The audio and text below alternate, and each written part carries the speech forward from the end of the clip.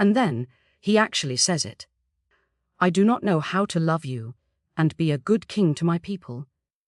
Boo-hoo, Zander. Pick one. Pal. It is not rocket science. It's basic monarchy. You can't have your kingdom cake and eat the runaway traitor too. Please, it's a nuanced exploration of the dichotomy between personal desire and sovereign responsibility. To reduce Zander's profound internal conflict to mere indecisiveness is, well, it's typical of you, frankly. Typical. You thought Twilight had profound internal conflict. Sparkles are not profound. Anyway, welcome back to Heart Book Radio. The only book show that admits most books are just trees screaming in agony. We're talking A Curse of Blood and Stone by K.A. Tucker. Book 2. Apparently, Book 1 was so forgettable people are starting this one. Quote, confused as hell. While reader retention can be challenging in serialized fantasy, the intricate world-building established in A Fate of Wrath and Flame is hardly forgettable. Perhaps some listeners lack the focus required. The premise involves Romeria, a woman from our world thrust into a fantasy realm, impersonating royalty, who then finds herself on the run with the very king she was meant to betray, Zander, who has now abdicated his throne for her after knowing her for, a few weeks. My goldfish have longer relationships. This Zander guy, King Simp, I'm calling him, gives up actual power, a whole kingdom, for a girl he barely knows who, let's be honest, seems to specialize in making terrible decisions. He's like my neighbor Barry, who quit his accounting job to sell those crypto NFT shampoo things. Because some lady online promised him a Lambo. Spoiler, Barry drives a 2003 Corolla and smells faintly of patchouli. Zander's sacrifice, however impulsive, sets the stage for the central political tension and Romeria's character arc. She's not just making terrible decisions. She's acting with nascent agency, learning her newfound magic, grappling with her identity as the prophesied people's queen, while being hunted. Yes, she's reckless. Some readers find it annoying, but it stems from her background as a survivor. Survivor? Or just someone who never learned that poking the dragon usually results in getting flame bead? And Zander, Mister, I can't love you and be king, spends the whole book doing the emotional cha. One step forward, 2 steps back, all moody sighs and meaningful glances. Just talk to her, you crowned muppet. Is he romantic or just tragically inept at basic human communication? It's called building tension. The will-they-won't-they dynamic complicated by extreme circumstances. Extreme circumstances like walking? Because that's what they do. For hundreds of pages. Reviewers are split. Some call it immaculate world building.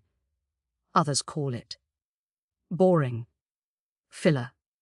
Horn-long journey where nothing happens. One poor soul did not finish it. Just gave up, said they were. Fed up with second book filler. I respect that kind of rage. The journey is the narrative engine for a significant portion of the book. It allows for introspection for the development of a found family dynamic with the side characters Pan, Eden, Jasine, even Jarek. Jarek. The only character people actually seem to like. Forget King Simp. Everyone's obsessed with the sarcastic sidekick. People want Jarek's spin-offs. He banters with Romy like they're in a bad 90s sitcom. Is he just there to make Zander look even more boring? Or is he secretly plotting to steal the girl and the non-existent throne? I bet he is. Probably works for Barry's crypto scheme too. That's baseless speculation. Jarek provides necessary levity and acts as a foil. His popularity speaks to the author's skill in crafting compelling secondary characters, though perhaps it inadvertently highlights Zander's more passive role in this installment. Passive. He's practically wallpaper. Wallpaper that size. And don't get me started on the spice. Reviews are all over the place. Light on spice, says one. Another promises you will not be disappointed. So which is it? Is it a slow burn or just damp kindling that never catches fire? Because frankly, after 400 pages of walking, I expect more than longing looks across a campfire. The focus is clearly on emotional intimacy and the development of trust, not gratuitous physical encounters. K. Tucker excels at portraying yearning and angst. Angst. If I wanted angst, I'd read my teenage diary. We got a listener email, probably fake. Brenda in Boys writes, did Romy and Jarek secretly fool around during that ridiculously long trek in the mountains, asking for a friend? See, people are asking the real questions. That is highly inappropriate and entirely unsupported by the text. The narrative integrity relies on the central romance between Romeria and Zander, however fraught. Integrity. This book is like Lord of the Rings if Frodo and Sam spent the whole time arguing about their relationship status instead of, destroying the ring. And the ending. Some say, so good, twist. Others say it left me cold. I say, did anything explode? Did King Simp finally grow a pair? No. Then it's a bad ending. It was a transitional ending, setting up the conflicts for the next book, perhaps less of a dramatic cliffhanger than some prefer, but narratively sound. It wasn't explosive, no. Right. Time for the verdict.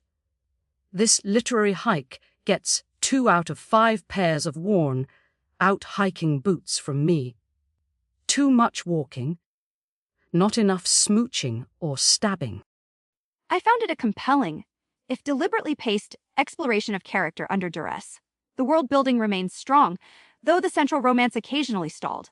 I give it a solid 6.8 out of 10 unresolved plot threads, although the incessant whining has soared the experience slightly, 6.5. Feeling the burn. All right, folks.